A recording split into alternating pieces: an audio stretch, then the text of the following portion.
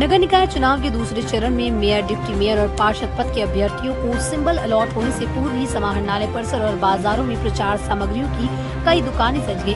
दूसरे राज्य से चुनाव प्रचार सामग्री बेचने आए व्यापारियों का मानना है कि अन्य चुनाव की अपेक्षा नगर निकाय के चुनाव में बिक्री बढ़िया रहेगी। वहीं इन दुकानों में हर तरह के चुनाव चिन्ह वाला ईवीएम मशीन, टोपी, गमछा, पट्टा सहित अन्य सामग्री सज चुकी है। वहीं दुकानों से कोई ट्रैक्टर, टेम्पो तो कोई वायुयान खरीद रहा है। प्रथम चरण में जिन नगर निकायों में चुनाव होना है, प्रत्याशियों को 25 सितंबर को सिंबल अलॉट कर दिया गया। वहीं प्रत्याशी अपने वोटरों को लुभाने के लिए तरह तरह के आकर्षक चुनाव चिन्ह प्रचार के लिए खरीद रहे हैं। इस बार नगर निकाय का चुनाव मशीन से होना है। दुकानदारों का कहना है कि अन्य चुनाव की अपेक्षा नगर निकाय के चुनाव में चुनाव प्रचार सामग्री खरीदारी की संभावना बढ़ जाती है। सामग्री का दुकान है, इसमें इलेक्शन से संबंधित सारे प्रचार के सामान हम लोग बेचते हैं। क्या क्या बेच रहे हैं? इसमें हमारे पास झंडे हैं, स्टिकर हैं, टी शर्ट है, आपका ईवीएम मशीन है।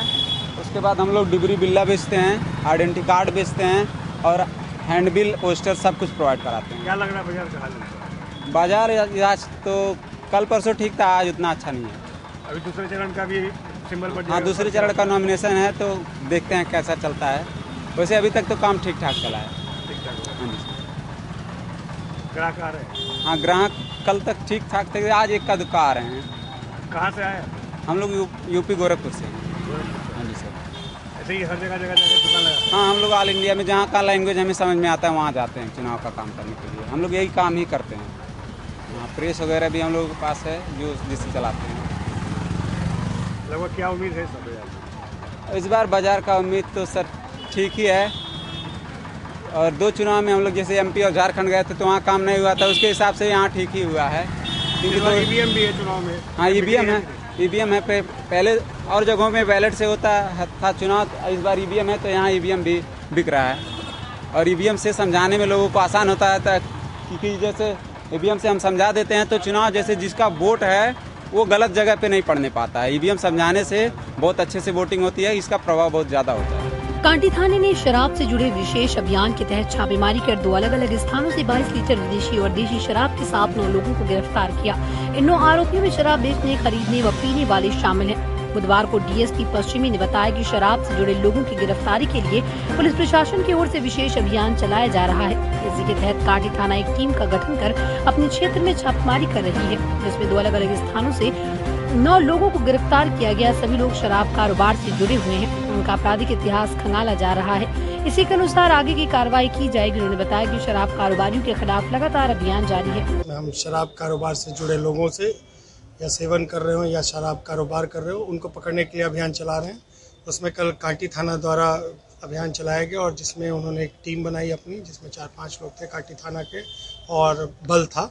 उनकी मदद से कुछ इंफॉर्मेशन के बल पे कल 9 लोगों को 2 अलग जगह से शराब कांड में गिरफ्तार किया गया, जिसमें से हमें लगभग 22 लीटर विदेशी शराब की रिकवरी हुई दामोदरपुर से, और एक और अन्य स्थान पे भी कुछ देशी शराब के साथ 3 लोग और गिरफ्तार हुए। इस प्रकार इस शराब कारोबारियों के खिलाफ एक जो पुलिस की लगातार मुहिम चल रही है उसमें एक अहम सफलता कांटी थाना को मिला और ये लगातार अभी हमारा शराब के कारोबारियों के खिलाफ अभियान चलते रहेगा। पर्व को लेकर विशेष अभियान चलाया जा रहा है अभी? जी, अभी पर्व है और इलेक्शन का भी समय है। इन चीज़ों को देखते हुए विशेष अभियान हर रोज लगभग अलग अलग कांडों में चल रहा है, बट शराब पे हमारा स्पेशल फोकस है और अभी वो चलते रहेगा अभियान। जो लोग पकड़े गए हैं ये शराब के बड़े गिरोह के लोग हैं या फिर? अभी इस पे जांच चल रहा है, बट हाँ ये ज़रूर है कि इनकी संलिप्तता रहती है शराब बनाने में, बेचने में, और जो सेवन करने का अलग अलग जगह होता है जहाँ ये लोग छुप के ये सब करते हैं, वो सारा चीज़ इन लोगों के साथ इन्वॉल्व है। बाकी इस पे भी हर बिंदु पे जांच चलेगी। पहले से कोई सर आपराधिक इतिहास हो? अभी आपराधिक इतिहास अभी तक तो नहीं मिला है, लेकिन इसे खंगाला जा रहा है। बाकी थानों से भी हम बात कर रहे हैं, अगर कुछ मिलेगा तो उन सब केसेस में भी। मुजफ्फरपुर जिले के 2 प्राथमिक स्वास्थ्य केंद्रों को मॉडल अस्पताल का दर्जा दिया जाएगा। कायाकल्प योजना के तहत इसका चयन किया गया। इन अस्पताल में मानक के अनुरूप इलाज की सुविधा मिलेगी। Civil surgeon doctor UC Sharma ने बताया कि कांटी व मोतीपुर दोनों पीएचसी को मॉडल अस्पताल बनाने की प्रक्रिया चल रही है। 2 माह के अंदर इसे मॉडल अस्पताल के रूप में तैयार करने का लक्ष्य। इसके बाद इसकी गुणवत्ता परखने के लिए राज्य और केंद्रीय टीम को सूचना दी जाएगी। टीम वहां से आकर निरीक्षण करेगी। यदि टीम बेहतर रैंकिंग देगी तो प्रमाण पत्र के साथ ही 15 लाख की प्रोत्साहन राशि मिलेगी। जो मानक तय है उसमें मुख्य रूप से स्वच्छता, बायोमेडिकल वेस्ट मैनेजमेंट, संक्रमण मुक्त अस्पताल, मरीजों के साथ स्वास्थ्य कर्मियों का उत्तम व्यवहार शामिल है। के रूप में डेवलप किया जा रहा है।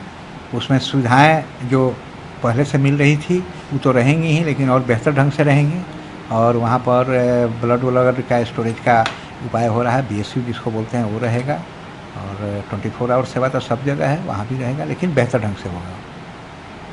और क्या इसमें अपडेट रहेगा? मॉडल अस्पताल में क्या सुविधा होगी? मॉडल अस्पताल में सुविधाएं PSC लेवल का जो CSC लेवल का होता है वो तो सुविधाएं रहेंगी ही, लेकिन और बेहतर ढंग से रहेंगी। वहाँ रहेगा कि और जो भी स्टाफ का पोजीशन होगा उसको प्रायोरिटी बेसिस पर और कहीं से भी लेकर के उसको कोशिश किया जाए कि पूरा रहे, सेवा ठीक ठाक से मिले।